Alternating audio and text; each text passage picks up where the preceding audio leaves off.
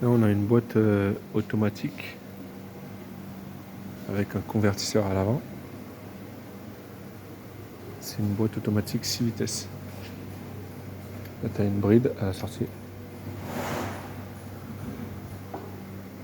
Ici, tu as l'accumulateur pour réduire le temps de réaction du ralentisseur. C'est un ralentisseur primaire, c'est-à-dire qu'il fonctionne sur le régime d'entrée, le régime moteur. Il est ici au milieu, à l'intérieur. Ici, tu as un bloc d'électro avec différentes électros qui viennent piloter les différents pistons.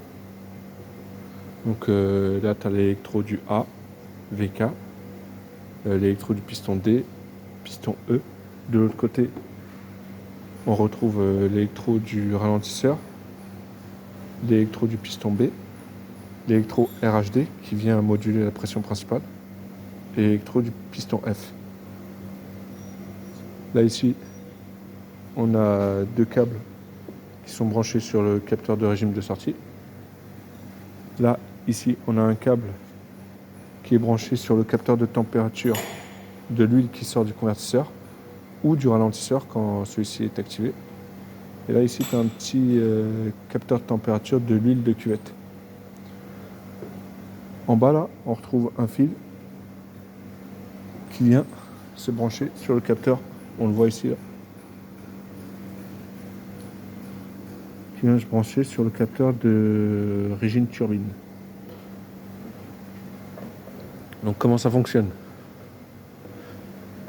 Là, tu as une pompe. La pompe à l'huile, ici, il y a de l'huile. C'est la cuvette. La boîte est dans l'autre sens. Elle est retournée dans l'autre sens. On retrouve la cuvette ici. Donc, il y a 42 litres d'huile. Le niveau d'huile, il arrive à peu près ici. Donc, la pompe, elle aspire l'huile par la crépine. Ici, tu as une petite crépine qui sert à protéger la pompe des impuretés. La pompe, elle aspire l'huile par la crépine. L'huile, elle est renvoyée ici dans le filtre.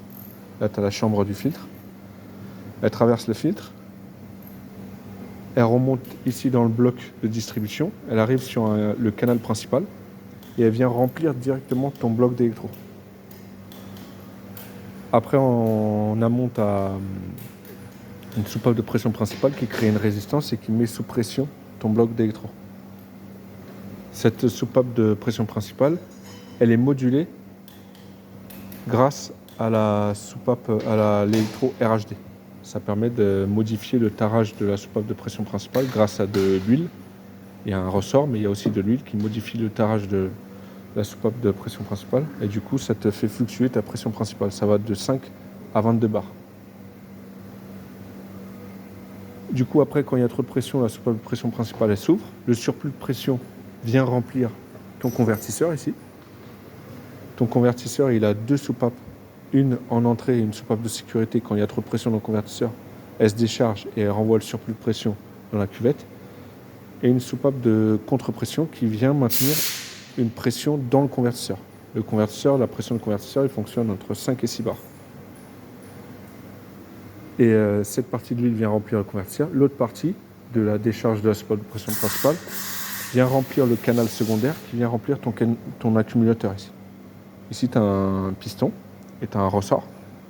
La pression, elle vient repousser mécaniquement ton piston. Et ton piston, il est rempli de pression. L'huile qui sort du convertisseur passe par ce tuyau ici, passe par la soupape de contre-pression. La soupape de contre-pression se décharge. L'huile qui sort passe par ce tuyau-là. Ça ressort ici. Ça passe par l'échangeur à l'arrière. Tu as un échangeur ici. Il est là. Tu as un échangeur. Ça passe par là. Ça ressort par là. L'échangeur, ici, tu as le liquide de refroidissement qui vient refroidir ton huile. Tu as deux chambres. Et tu as des alvéoles où le liquide de refroidissement passe. Et l'huile passe par des alvéoles et elle est refroidie par le liquide de refroidissement. Donc l'huile qui sort du convertisseur passe par ici, ressort là. Repasse par ce tube ici, là. On voit le tube.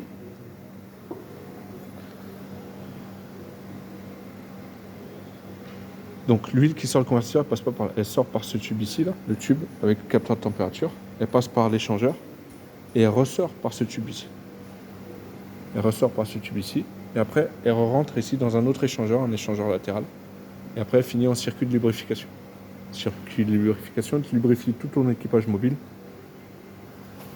Par contre, quand ton ralentisseur est activé, tu as une soupape de commutation qui te permet de changer ton flux d'huile. L'huile qui sort du convertisseur, elle passe plus par l'échangeur à l'arrière. Elle finit directement dans l'échangeur latéral. Elle est refroidie par l'échangeur latéral qui est plus petit. Et après, elle finit en lube.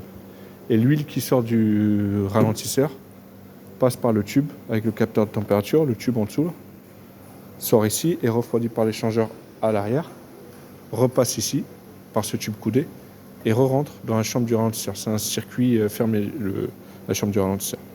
Et du coup, à l'ouverture, comme il faut remplir la chambre, du coup, tu as une baisse de pression. Pour éviter une baisse de pression et un temps de réaction à la commande. Du coup, à l'ouverture, dès que la chambre du ralentisseur s'ouvre, du coup, comme tu n'as plus assez de pression, l'accumulateur, le piston, il se décharge. Le ressort, il repousse le piston et la pression qui est accumulée dans l'accumulateur se décharge et vient remplir instantanément la chambre du ralentisseur. Ça permet, lors de l'utilisation de la manette, d'avoir une commande directe, sans temps de réaction. Donc, voilà. Comme ça que ça fonctionne. Donc l'huile qui sort, quand le ralentisseur n'est pas activé, l'huile qui sort du convertisseur passe par le tube ici, là, le tube en dessous, est refroidi par l'échangeur à l'arrière, re-rentre ici, sort par le tube coudé et finit dans l'échangeur latéral.